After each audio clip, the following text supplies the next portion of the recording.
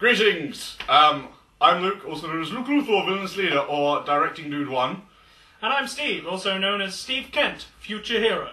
And Utter Git. And Utter Git. Because this is going out to the Total Film people. Ah, yes, I'm Hello, Utter Git. people of Total Film. Hello! This is us. Yes. And basically what we're here to do today is speak to you on our opinions on Spider-Man 3. Oh, that's right, give the game away. Sorry. We were disappointed, to say the least, with it. Basically, to give you an example of how much we like Spider-Man, I'll just do this. It's a real tattoo. It's not fake. We didn't spend 3 hours drawing it. I've had it for over a year now, and I absolutely love Spider-Man, and so does he, and Superman, judging by his t-shirt. We're big fans of the comic book genre, and my favourite comic book film ever, and no offence to Superman 2 Richard Donner cut, which is my second favourite, but Spider-Man 2 just rocks my socks off. So going into this, we were excited. We were pumped for it, really. Oh yes. Yeah. And yeah. So you want to explain a bit about your Spider-Man history?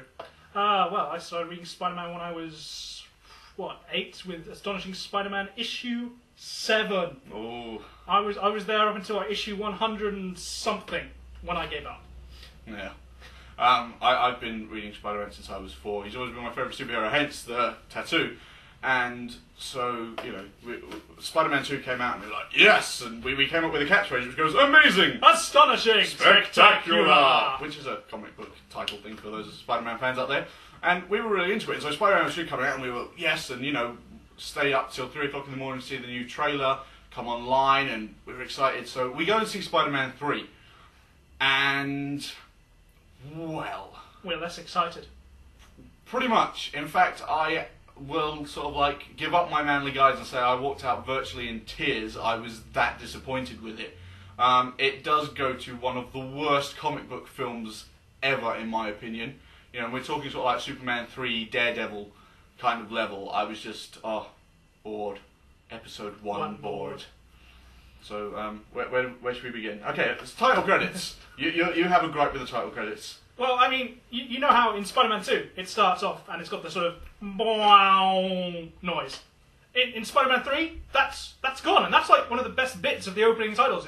It's not there. You just get this web thing come across and there's no sound. It does, because we're all waiting for it. Because it does. It sends sort of like goosebumps. Yeah. You see the Columbia sign, and then you see the Marvel flick, and you're going, yay! And all inside though, all inside. Yeah. And then you're sort of like, well, you wait for the and then it doesn't come. You're like, okay. Right, so they do the title credits, and to be honest, the title credits are cool. They were a bit of a hash of 1 and 2 stuck together, but I can see where that was going. Anyway, we hit the film, and it goes.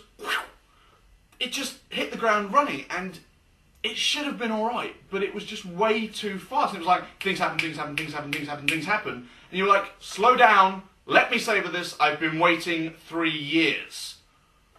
But they really didn't want us to do that, because if they slowed down, we might have noticed some of the plot holes. Oh, the plot holes. There are many, many plot holes. So yeah, and it starts off alright. I don't believe that was Kirsten Dunst's voice at the start when she was singing that. I was like, I'm sorry, they've got some Broadway singer from the 50s doing a song. Later on when she sings, I could hear sort of like Kirsten Dunst singing, but I was that kind of was the first thing that wrenched me out the film, and I was like, okay. And then the whole Peter's so lovey-dovey. We don't need to see that. We don't.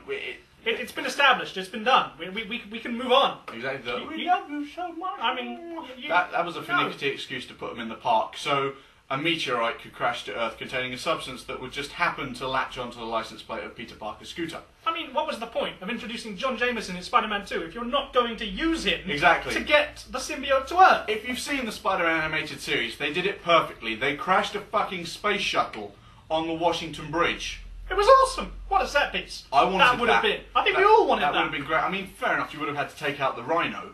Yeah. But still, sort of like Spidey going in, saving them. And again, there's more Jonah Jameson conflict, as there is in 2, just before Spider-Man nicks him. He's like, you're a menace! Yeah. And, but they should have done it. It was like, oh. You dropped the ball. That was it. So, anyway, we trundle along, and there's... Harry turns up as, New Goblin. New Goblin, or Night Surfer, Night Surfer. I like that. So anyway, Night Surfer turns up. What a guy! You Green Goblin, or Goblin Mark II, or Inferior Hobgoblin, whatever you want to call him. And he's got a board that has flashing lights. Isn't it lovely, children? No, to be honest, the design of the board is cool. The design of Harry was cool. So anyway, he comes in, and that was the first bit where I was like, yes, excellent. And then all of a sudden, I couldn't really see anything because I'd watched the clip before on IGN, and you were like, this is such a cool clip. And then you watched it again, and you thought on the cinema, and you thought, it's all blurry.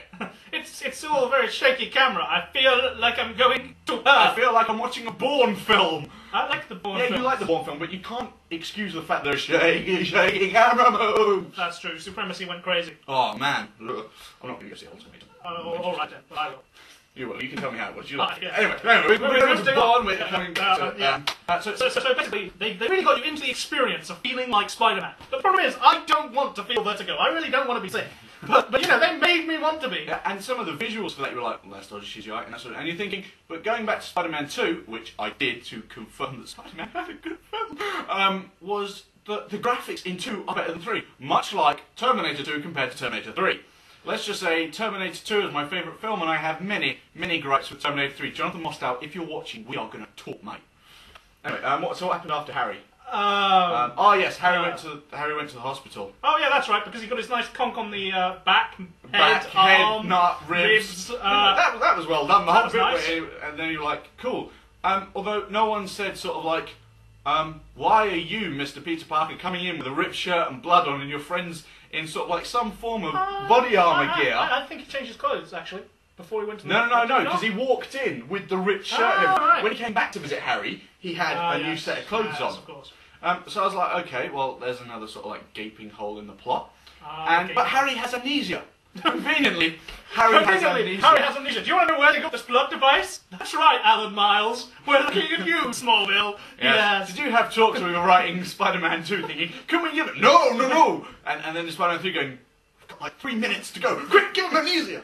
Alan Miles, man, you wrote an excellent Spider-Man 2. I don't know what happened. You did. Favourite comic book film. I mean, despite what you're currently doing with Smallville, you know, it's on the rise. It's on an up and up. But let's face it, season 4 and 5 were touch and go for a bit. Oh, I like season 5. Yeah, It's odd. It's not Brainiac. Just as Venom is not Venom in this film, but we'll get on to that.